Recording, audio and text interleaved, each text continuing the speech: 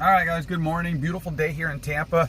Woke up at 60 degrees outside, light breeze, blue sky, sunshine, beautiful day living in Florida before it gets blazing hot in about a month and we're all just sweating.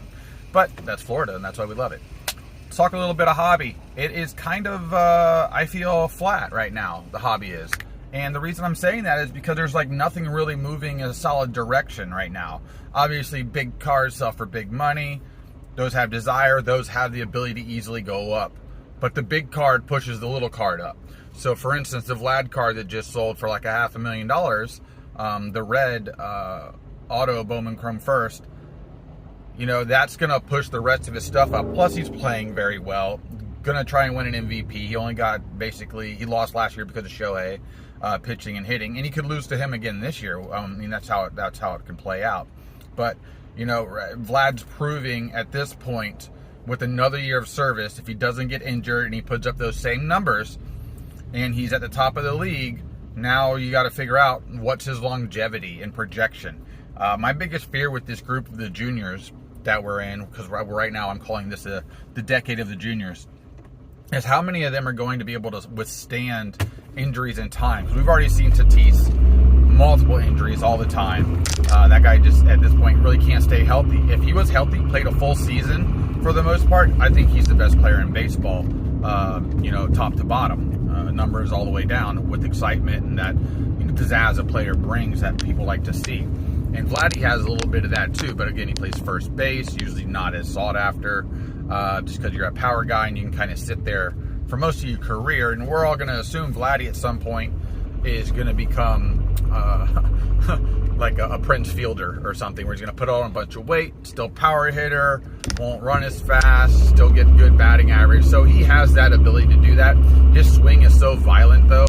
I don't know his back and hips are going to hold up over time. So we're going to have to play that out. Acuna Jr., he's already been hurt. Obviously, it's a type of injury you can actually come back from. Everybody comes back from, including football players, which obviously use their legs way more than a baseball player does. And I'm not saying, you know, one's versus the other, but I'm just giving you an example. Running, cutting, pushing, pulling versus, you know, your own body weight. I'm here at Target right now. I'm going to take you for a ride. I'm going to go flipping Steve style. We're going to walk this baby. I'm looking for something for an individual at where I work. And maybe it's here. But so, again, watching the decade of the juniors is going to be a big deal. And it's going to figure out who's going to be on top. And what about Shohei? You know, he's not a junior, obviously. He's also a generational type talent. I'm always looking for money on the ground. But, you know, Mike Trout, he's already been a little dinged up this year. Nothing crazy. I think still the most underrated player in baseball from a collection standpoint is Jose Altuve. Perennial, same guy every year, same stats, little guy, tons of power, great average, steals bases, plays the field well. I know the whole debacle thing is one thing, but you got to get by that, and everybody will forget it over time. But with all the people moving around this year too in baseball, you know, what do you expect for most people to go ahead and do? Thank you very much. So what do you expect most of those people going to do? So you have to take that into consideration and then move forward with that based on how you want to collect or invest in a player. So that's football's flat because waiting for the draft. You know, Baker Mayfield, where is he going to go? As soon as he moves, his cards are going to go up. As soon as that, especially if he's a starter. Now, does he get traded to a good team? Do they just go ahead? I mean, they have to trade him, but do they trade him for draft picks during the draft? I just feel like all the big movements already happened. So there was a drop yesterday here at Target. You can see all the cards. There's some sport stuff down here to get an idea what hit. We got some Heritage. All right, see if there's anything good that I would want. I haven't ripped anything in a while. I got stuff at the house to rip, but it's not anything that I'm like overly excited to rip because of the amount that you can get from keeping it sealed right now is pretty decent. I'm just looking for any one-offs or oddballs here that I haven't seen before. Let me grab a box of the Heritage before I leave. I do like opening Heritage. Fun. The autographs are also really cool at them, so can't really go wrong with that. But all right, just taking you around, kind of all looking at me kind of funny. Walking around with my camera out in front of me. Is what it is though. But go ahead and let me know what you think about, you know, what you want to collect, especially in baseball. Basketball, we're getting ready to hit the playoffs. You're going to have a boom from a few people. I'm really hoping Ja really, you know, pushes to that next level here. I don't know. Basketball right now is just weird because you're just waiting for some type of explosion out of a player. And this year's felt very mediocre from a basketball standpoint. And I'm not a big basketball guy, but I still obviously pay attention to it because of the cards and stuff like that. And, you know, at the end of the day, it just hasn't felt exciting this year. I don't know why. That's what happens when you play not in a bubble, I guess. And then hockey. I mean, here, Tampa, we love hockey. We're having a great time. We're going to try and get another championship. So, you know, at that point, that's what it is. But, all right, guys, I appreciate it.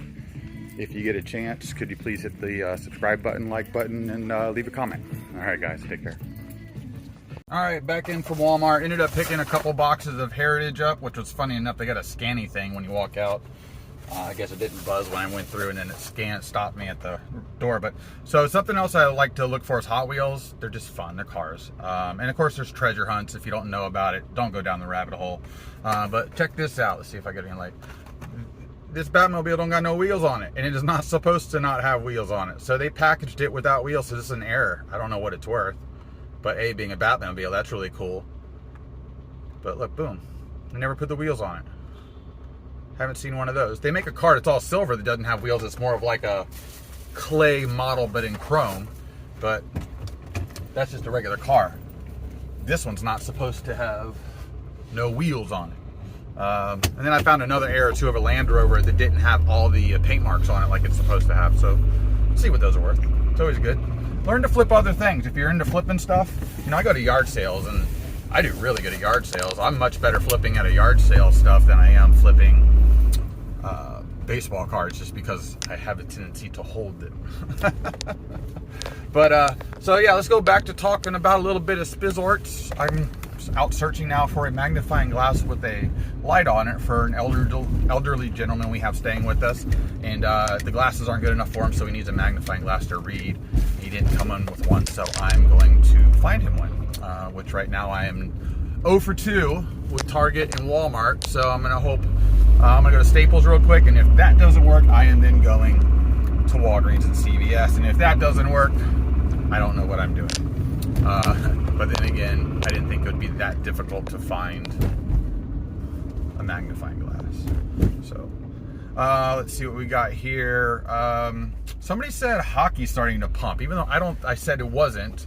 I don't think it is. I think it's what was it, Peterson or Patterson is the rookie that people are starting to, his Young Guns card sells for like $100 now, and I think it's from last year's Upper Deck Series 1 hockey.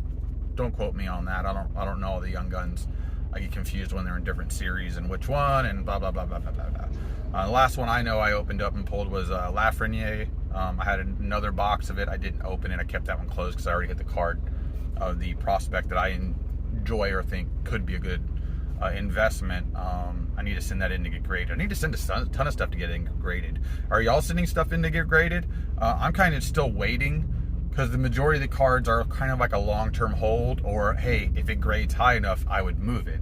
And that's usually the difference between a PSA 9 or a PSA 10, or certain things that you would send to SGC. So for instance, I have 2 Joe Montana rookie cards that I pulled. If you go look at videos way back when I was doing cards, probably a year and a half ago, a year ago, on my channel, I pulled 2 Joe Montanas out of 1 pack. I still think the packs were searched, but they were searched in the early 80s, and people were looking for Walter Payton, Terry Bradshaw, people like that.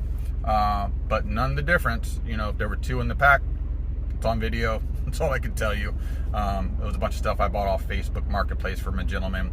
The deal was if I pulled a Joe Montana, I'd pay him full price. If I didn't, the agreeable price that I paid him was set in stone. Gave him my phone number, my YouTube channel, stuff like that. Very transparent. But it's just one of the things. Do y'all collect anything else other than sports cards? Or, you know, do you do anything else from a hobby standpoint to try and make money? versus collect, or are you just all straight collectors? It's always something. I think right now with the way money is involved in the hobby and the things are so valuable, you can't help but turn it into a value play if you have that opportunity. I like to get into breaks. Obviously, all the cards I hit, because I'm usually on random teams, because that's the only way to get into a really good team by accident for the most part. For instance, if you're in a football break and you want the Patriots, well, the Patriots spot's very expensive if you bought it from just a team aspect for the gamble, versus a random and you end up with it at a much lower cost. Obviously, odds are against you, but at the end of the day, that's what you're doing it for, to play that game. If not, you're going to spend that money. You're going to go into the break with your team and just keep your fingers crossed and pray. But all right, guys, I'm going to go into Staples as soon as this light changes. Wish me luck on the magnifying glass. And I may keep adding videos to this as I'm going, because I'm just kind of vlogging at this point, right? All right, take care.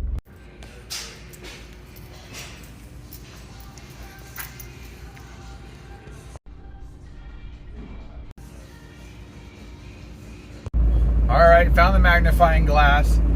Person's going to be very happy. I'm also having to blow everything up for him on pages. I can't see very well, and even with the magnifying glass it's hard, but we're going to help him out and get him where he needs to be. But let's talk about something too. Hope you like that little tidbit, something fun I wanted to do. I thought it was funny at least.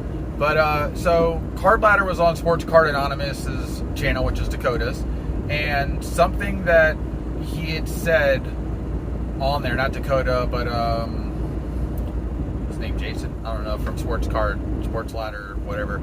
I don't have it, so I don't even use it. But what he said was basically pinpointing what YouTube content that comes out and it being negative or misleading or something. And of course Ziggy ran with that because that's his arch nemesis.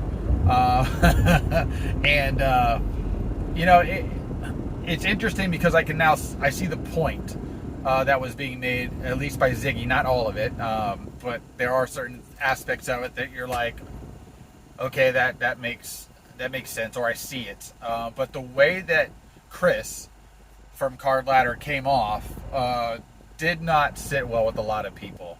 And it's almost like he doesn't like because of the way people are willing to call somebody out or say something. And listen, people say things that aren't true all the time. People say things they think they know and they don't, or make an assumption about somebody. But unfortunately, that's kind of how this works. When you put yourself out there, and especially when there's lots of videos, lots of time that you've been on, after a while you can develop how a person is. And I think Chris is just that way. I don't think Chris is a bad person. I just think maybe he needs to think more before he says something, or be more basic with his terminology. He likes to throw some big words out there and sound really smart, which is fine, but it doesn't need to happen that way, I guess is what I'm trying to get at. Again, I don't have a dog in the fight, don't even use the services, but based on what people have said about an individual, what this individual said on that channel, and I do suggest go watch Dakota's live stream interview or whatever it was on his channel and judge for yourself, because people are getting this information also from other avenues and they haven't even watched the video. I've noticed that too. Go watch the video, make a determination. One of the things that's really big too to me is when you're on YouTube, whether it's a live chat or whatever, be mindful people are staring at you the whole time. Don't look like either you're upset, unless you're actually upset. Don't look like you're lost, possibly uninterested, constantly looking at something else that has nothing to do with what you should be focused on. When it's a fun live stream, that's fine because you're just BSing. There's no real thing, or we're trying to get data or things to show you at that time. But when you're kind of doing an interview type setup, like, I feel like be a little better prepared. Don't just assume you know it off the top of your head and just run with it. And if you are going to do that, at least be mindful to the audience and the person that you're doing that interview with. And I think that's just something maybe you learn with watching enough media or being involved in enough media over time. The easiest thing to do is to put something out that you would like to watch when you're doing it yourself, because if you're willing to watch yourself, I know that sounds horrible, but if you're willing to watch it and it'd be okay with cool, I like this. This is something I would enjoy. That's you being you. That's cool. But if you're constantly portraying yourself in different avenues, then you start to become scrutinized for it. And that's basically how I feel what's happened with Chris over time. I don't find Chris exciting. When I watch it, I'm kind of bored, to be completely honest with you. But I also think that's his type. It's almost like when you say certain IT professionals, they think a very specific way. They do things very specifically, and it has a tendency to be the same type of person. That's no different here. I just think that's just how Chris is. Again, don't know the guy. I've only known from what I see and watch. Don't trust everything you see on here. I'm a very genuine person. I pretty much say everything. I do hold a lot back that I would normally say if you were more in person than probably here, because I want this to be friendly for everybody to watch. But keep that in mind here, guys. It's just, this is YouTube. It's fun. There's going to be things that are serious at times, or important, or good amounts of knowledge thrown at you. Take it, receive it, figure out what's the best way for you to absorb it, and then get rid of the rest. But hopefully that helps. Let's go buy some cards. Card show, again, Tampa this weekend. I was going to go Friday, but now I have tickets to the Red Sox Rays game for a suite, so I'm going to do that with my family. And then Saturday morning, I'll probably do the card show, and then I think I'm going to the circus with my family as well on Sunday. So I have a very busy weekend as it is right now. So hopefully y'all are having a good time. Hope you enjoyed this video a little bit, and I'll catch y'all later.